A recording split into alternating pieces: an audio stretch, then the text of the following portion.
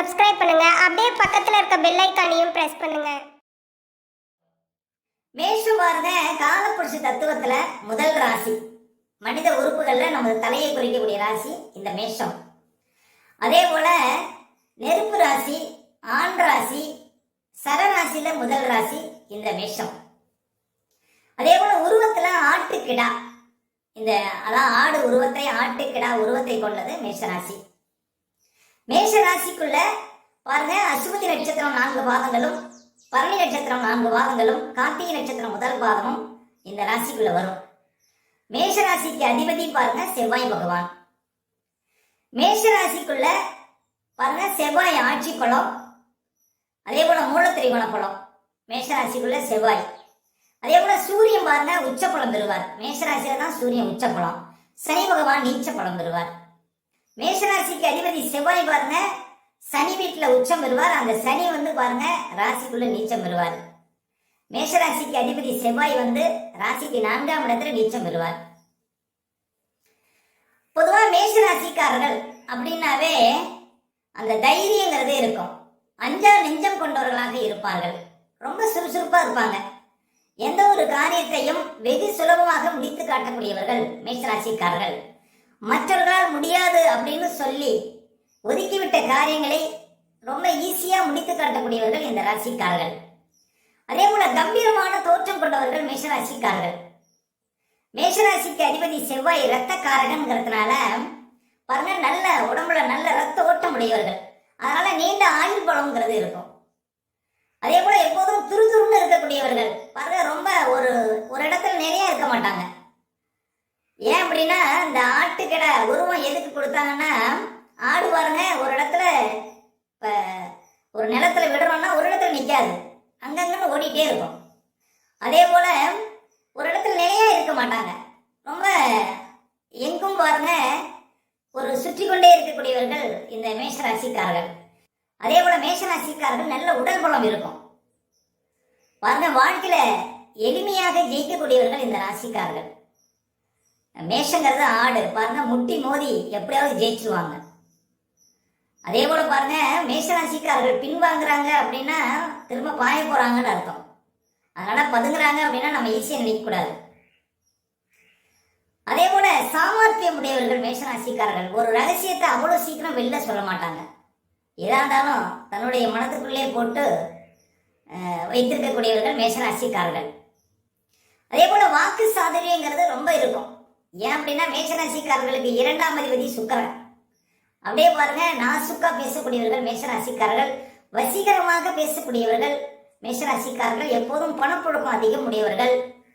அதே போல பேசினா அந்த ஸ்பீடு தெரியும், கடுகடுன்னு பேசுவாங்க. ஒரு நிதானங்கிறது மேஷராசிக்காரர்களுக்கு இருக்காது அப்படின்னு சொல்லலாம். ஆனா சந்தர்ப்பத்தையும் சூழ்நிலையையும் சரியாக பயன்படுத்திக் கொள்ளக்கூடியவர்கள் மேஷராசிக்காரர்கள். இந்த ஓடு மீன் ஓட உருமீன் வருவனமும் வாடி இருக்குமாம் கொக்கு என்பதை போல சந்தர்ப்பத்தை சரியாக பயன்படுத்திக் கொள்ளக்கூடியவர்கள் பாருங்க மேஷராசிக்காரர்கள். அதே போல மேஷராசிக்காரர்கள் எங்குமே ஏமாற மாட்டார்கள். அதே போல யாரையும் ஏமாற்ற மாட்டார்கள். அதே போல வம்பு சண்டைக்கு போக மாட்டாங்க மேஷராசிக்காரர்கள். வந்த சண்டையும் விட மாட்டாங்க. அப்ப மேஷராசிக்காரர்களுக்குன்னு ஒரு தனி கொள்கை இருக்கும். அதே போல நாட்டுக்காக அதிகம் பாடுபடக்கூடியவர்கள் மேஷராசிக்காரர்கள். அதே போல பஞ்சுவாலிட்டி உடையவர்கள். ஒரு இடத்துக்கு போகணும்னா அந்த சரியான நேரத்துக்கு போவாங்க பாருங்க. அந்த அளவுக்கு ஒரு நேரத்தை சரியாக பயன்படுத்திக் கொள்ளக்கூடியவர்கள் மேஷராசிக்காரர்கள். அதே போல உழைக்கிறதுக்கு தயங்க மாட்டாங்க. எந்த ஒரு காரியத்தையும் முன்னிட்டு நடத்துவாங்க.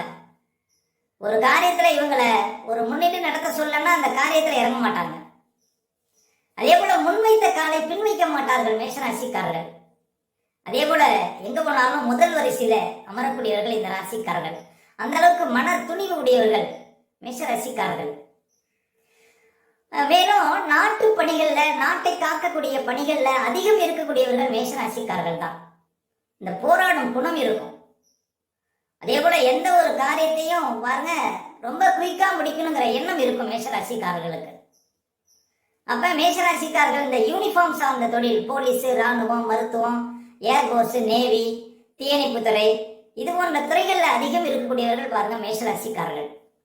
அதே போல அதிபதி செவ்வாய் இன்ஜினியரிங் சம்மந்தப்பட்ட துறையில, மெக்கானிக்கல் சம்மந்தப்பட்ட துறையில, கனரகம் சார்ந்த துறையில அதிகம் இருக்கக்கூடியவர்கள். செவ்வாய் வந்து எலக்ட்ரிக்கல்ல சொல்லக்கூடியது, எலக்ட்ரிக்கல் சார்ந்த துறையில அதிகம் இருக்கக்கூடியவர்கள்.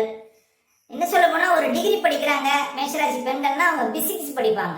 இயற்பியல் சார்ந்த துறையில அதிகம் ஜொலிக்கக்கூடியவர்கள், இதெல்லாம் மேஷராசிக்காரர்கள். அதே போல சிவில் சார்ந்த துறையில அதிகம் இருக்கக்கூடியவர்கள், ரியல் எஸ்டேட் சார்ந்த துறையில அதிகம் இருக்கக்கூடியவர்கள், இதெல்லாம் பாருங்க மேஷராசிக்காரர்கள். இன்னும் சொல்ல போனா நாட்டை பாதுகாக்கக்கூடிய அனைத்து அதிகார துறையிலும் இருக்கக்கூடியவர்கள். இன்னும் சொல்ல போனா விஏஓ, கிராம அதிகாரி, ஆர்ஐ, தாசில்தார், ஆர்டிஓ, கலெக்டர், இது போன்ற அதிகார துறையில இருக்கக்கூடியவர்கள் எல்லாமே பாருங்க மேஷராசிக்காரர்களாக தான் இருப்பாங்க. ஏன்னா மேஷராசிக்கு அதிபதி செவ்வாய், மேஷராசிக்குள்ள சூரியன் உச்சம். அப்ப தலைமை பொறுப்புகள், அதிகார பொறுப்புகள் எல்லாமே மேஷராசிக்காரர்கள்ட்ட இருக்கும். அதே போல மேஷராசிக்கு அதிபதி செவ்வாய் வந்து சனி வீட்டில தான் உச்சம் பெறுகிறார். சனி வந்து தொழில்காரர்கள். அப்ப உத்தியோகத்து மேல ஒரு முழு ஈடுபாடுங்கிறது மேஷராசிக்காரர்களுக்கு இருக்கும். உத்தியோகம் தான் பாருங்க தன்னுடைய உயிரா நினைப்பாங்க மேஷராசிக்காரர்கள். அதிகம் பாருங்க சொந்த தொழிலை விட அதிகம் உத்தியோகம் பார்க்கக்கூடியவர்கள் மேஷராசிக்காரர்களாக இருப்பார்கள். தனக்குன்னு ஒரு வட்டம் போட்டிருப்பாங்க, அந்த வட்டத்துல கரெக்டா செல்லக்கூடியவர்கள் மேஷராசிக்காரர்கள்.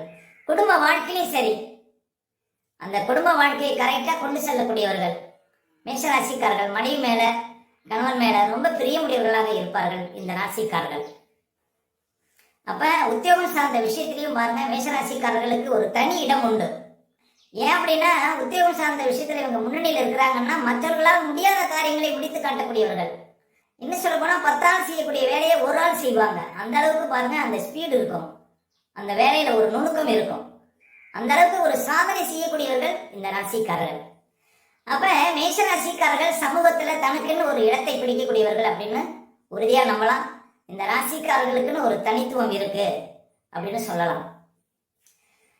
அதே போல சரி, மேஷ ராசிக்காரர்களுக்கெல்லாம் பாருங்க ஆகாத ராசி, பொருந்தாத ராசி, துரோகம் செய்யக்கூடிய ராசி அப்படின்னு 2 ராசி இருக்கு. அது என்ன ராசி அப்படின்னு பாத்தீங்கன்னா பொதுவா 6வது ராசி 8வது ராசி தான். ஏன் 6வது ராசி 8வது ராசி ஆகாத ராசி, பொருந்தாத ராசி, துரோகம் செய்யக்கூடிய ராசின்னு சொல்றாங்க அப்படின்னா அந்த ஆதிபத்தியங்கள் பாருங்க, அந்த கெட்ட ஆதிபத்தியங்கள் இருக்கும். இப்ப 6ஆம் இடங்கிறது என்ன? ஆதிபத்திய வழியில கடன், நோய், வழக்கு, எதிரிகள், எதிர்ப்பு, தவறான முடிவு, தவறான திட்டம், இதெல்லாம் 6ஆம் இடம் சொல்லும். ஒரு லக்கணத்துக்கு ராசிக்கு 6ஆம் இடம் கடன், நோய், வழக்கு. அப்ப 6வது ராசி என்னைக்குமே நமக்கு ஆகாது. அவங்களால நமக்கு என்னைக்கும் கஷ்டம், அவங்களால பிரச்சனை, அவங்களால நமக்கு என்னைக்கும் பாருங்க சேதம், அவங்களால நமக்கு என்னைக்கும் ஒரு குறை, வாழ்க்கையில ஒரு முன்னேற்ற தடைங்கிறது இருக்கும்.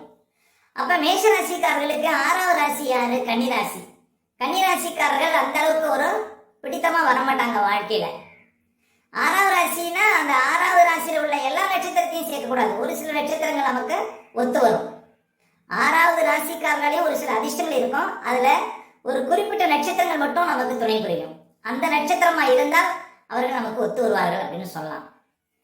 அதே போல 8வது ராசி, இப்ப மேஷ ராசிக்கு 8வது ராசி எந்த ராசி? விருச்சக ராசி. ஏன் 8வது ராசி ஆகாது அப்படின்னு சொன்னாங்கன்னா 8ஆம் இட ஆதிபத்தியங்கள் கெட்ட ஆதிபத்தியங்கள். 8ஆம் இடங்கிறது தீராத பிரச்சனைகளை சொல்லக்கூடியது, தீராத வியாதியை சொல்லக்கூடியது, கோர்ட்டு கேஸ்ன்னு சொல்லக்கூடிய ஆதிபத்தியங்கள் 8ஆம் இடம். தீராத பகை, வில்லங்கம், சிக்கல், பிரச்சனை, வாழ்க்கையில பாருங்க தற்கொலை, விபத்து, இதெல்லாம் சொல்லக்கூடியது 8ஆம் இடம். அதனாலதான் ஒரு ராசிக்கு 8வது ராசி ஆகாது அப்படின்னு சொன்னாங்க. அப்ப மேஷ ராசிக்காரர்களுக்கு கன்னி ராசி, விருச்சக ராசிக்காரர்கள் என்னைக்கும் ஒரு ஆகாத ராசிக்காரர்கள் அப்படின்னு சொல்லலாம். அதே போல இந்த ராசிக்காரர்களை தவிர பாருங்க திருமண விஷயத்துல முக்கியமா 6வது ராசி 8வது ராசி பொருந்தாதுதான். மேஷ ராசிக்காரர்களுக்கு 6வது ராசி கன்னி ராசி, 8வது ராசி விருச்சக ராசி அந்த அளவுக்கு ஒரு சிறப்பு இல்லை, இவர்களால அவர்கள் சுகமடைய மாட்டார்கள் அப்படின்னு சொல்லலாம். ஆனா நிறைய பேர் இப்ப மேஷ ராசிக்காரங்க கன்னி ராசிக்காரர்கள் தான் கல்யாணம் பண்ணிருக்காங்க. நிறைய பேர் விருச்சக ராசிக்காரர்களும் இருக்காங்க. ஆனா வாழ்க்கையில ஒரு முன்னுக்கு பின் முரணா இருக்கும். வாழ்க்கையில ஒருவருக்கு ஒரு அந்த ஒற்றுமைங்கிறது கொஞ்சம் குறைவா இருக்கும், அவ்வளவுதான். அதே போல முக்கியமா பாத்தீங்கன்னா மேஷ ராசிக்காரர்கள் 3வது ராசி 11வது ராசி என்னைக்குமே ஒத்து வராதுங்க. திருமண விஷயத்துல மட்டும் ரொம்ப கவனிங்க. திருமண விஷயத்துல 3வது ராசிக்காரர்களையும் திருமணம் செய்யாதீங்க, 11வது ராசிக்காரர்களையும் திருமணம் செய்யாதீங்க. மேஷ ராசிக்காரர்கள் ஆணாக இருந்தாலும் பெண்ணாக இருந்தாலும். இப்ப மேஷ ராசிக்காரர்களுக்கு 3வது ராசி பாருங்க மிதன ராசி, 11வது ராசி பாருங்க கும்பராசி. மேஷ ராசிக்காரர்களுக்கு திருமண பந்தத்துல மட்டும் இந்த 3வது ராசியும் 11வது ராசியும் என்னைக்கும் பெரிய முன்னேற்றத்தை கொடுக்காது. அப்ப திருமண விஷயத்துல மட்டும் இந்த ராசிக்காரர்களை தவிர்ப்பது நல்லது. ஆனா நட்சத்திரம் ஒத்து வந்தா ஓரளவு சேர்க்கலாம், வாழ்க்கையில ஓரளவு அவர்கள் ஒத்து வருவார்கள் அப்படின்னு சொல்லலாம். முக்கியமா மேஷராசிக்காரர்களுக்கு திருமண பந்தத்துல 3வது ராசி சிறப்பு தராது, 11வது ராசியான கும்பம் சிறப்பு தராது.